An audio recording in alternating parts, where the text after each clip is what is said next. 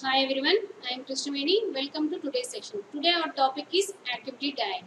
So in this we are going to discuss about the topics are introduction, what is an activity diagram, purpose of activity diagram, benefits of activity diagram and basic components and symbols of activity diagram for login page, banking system and order management system. These are all the examples of activity diagrams.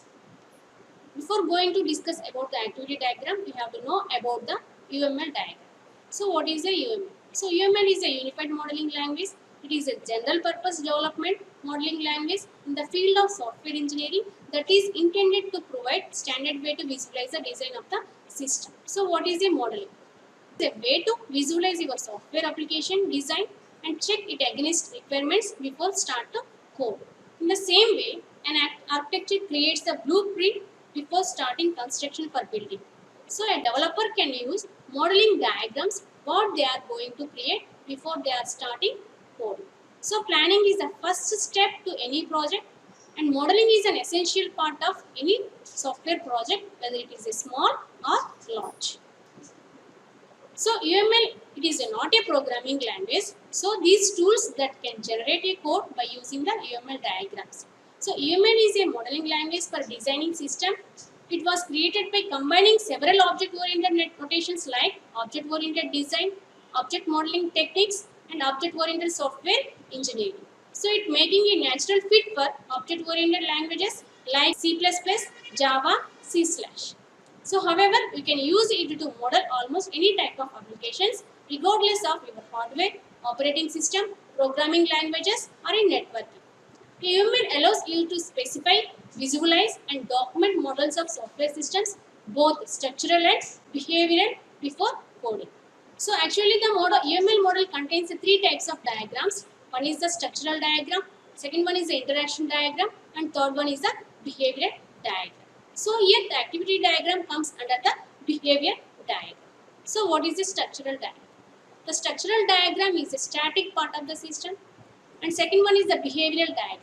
It shows the dynamic behavior of all objects in a system including changes to the system over a time. And third one is the interaction diagram. So it can be through as a subset of behavior diagrams. So what is an activity diagram? So activity diagram is another important diagram in UML. It describes the dynamic aspects of the system. So activity diagram is basically a flowchart to represent the flow from one activity to another activity. So the activity can be described as the operations of the system. So the control flow is drawn from one operation to another. This flow can be sequential, branch or concurrent. Activity diagrams deals with all type of flow controls by using different elements like force, join. So the second one is the purpose of activity diagram. So the basic purpose of activity diagram captures the dynamic behavior of the system. So the activity diagram is used to show messages from one activity to another. So activity is a particular operation of the system. Activity diagrams are not only used for visualizing dynamic nature of the system, but they are also used to construct the executable systems by using forward and reverse engine. So here in this, one drawback of activity diagram is only missing things in activity diagram is a messaging part. So it does not show any message flow from one activity to another. So the activity diagram is sometimes considered as a flow chart, although the diagram looks like a flow chart, but it is not. So the purpose can be described as draw the activity flow of operating systems, describe the sequential from one activity to another, it describe the parallel, branch and concurrent flow of the system. So third one is the benefits of activity diagram. So it defines so many benefits to users. So it demonstrates the logic of an algorithm.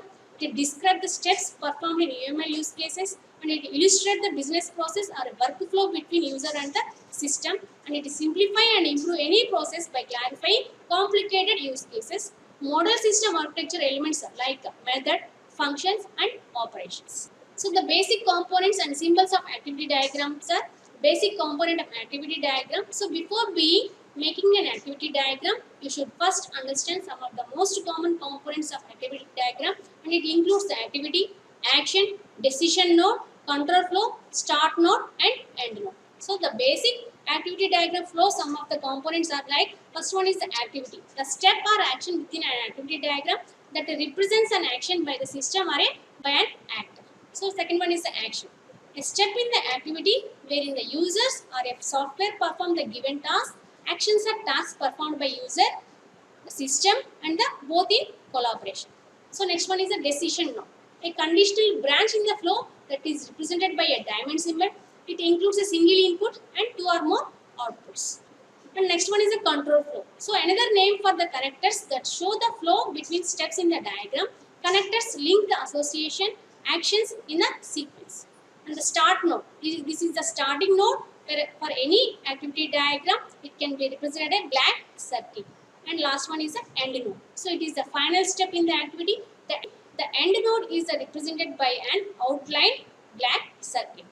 And next one is the activity diagram symbols. Here some of the set of symbols and rules for drawing activity diagrams are.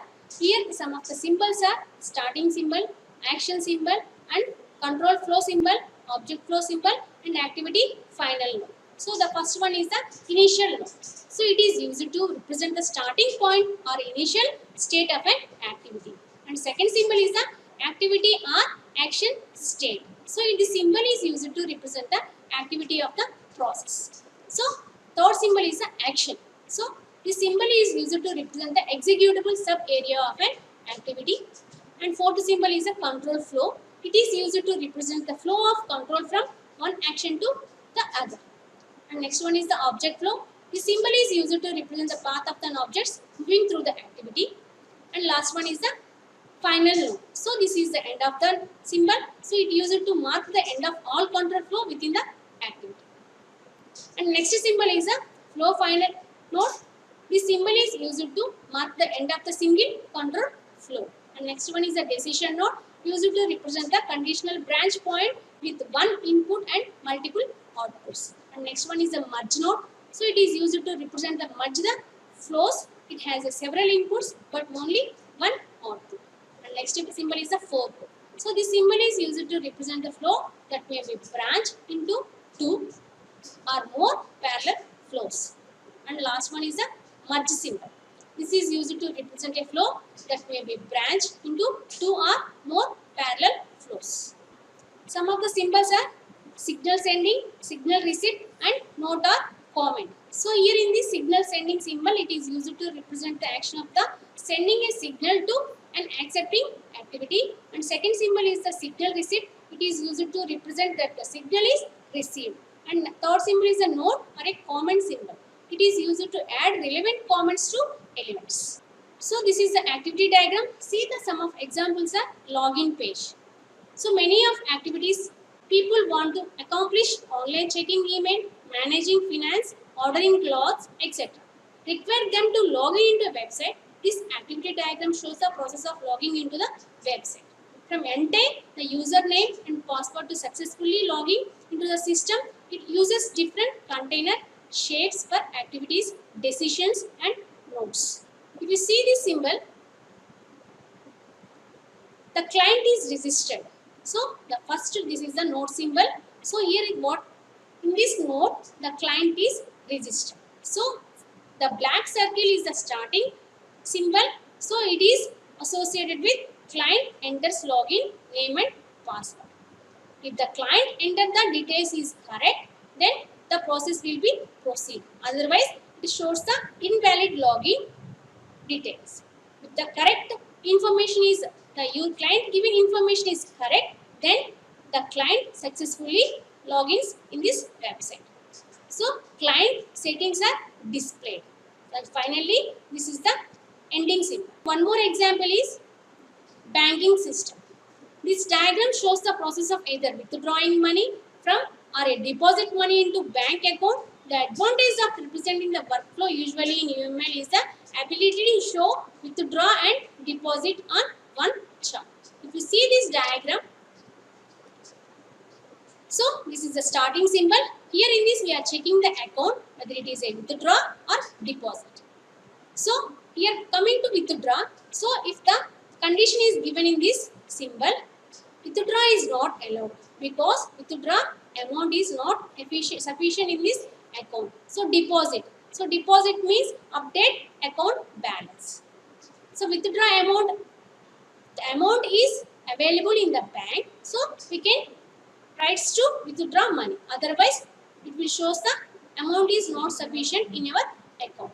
And finally, it update the account, and this is the end symbol. So next one is the next example is the order management system. The following is an example of activity diagram for order management system. In the diagram, 4 activities are identified which are associated with the conditions. One important point should be clear, understood, that an activity diagram can't be exactly matched with the code. So the activity diagram is made to understand the flow of activities and is mainly used by the business users. So the following diagram is drawn with the 4 main activities: send order by the customer, receipt of the order, confirm the order, and dispatch the order. So after receiving the order request, condition checks are performed to check if it is normal or a special order. After the type of order is identified, dispatch activity is performed and termination of the process. If you see this diagram, the customer sends order request. So here in this order request system confirm the receipt of the order. If the order is normal order, so it will send to checking the condition. So here in this, if the order is finalized, the confirm the order. If the order is special order, so it will be sent to another conditions. So once the order is confirmed, then it will be dispatched to the order, and finally it will termination. That means end of the this process.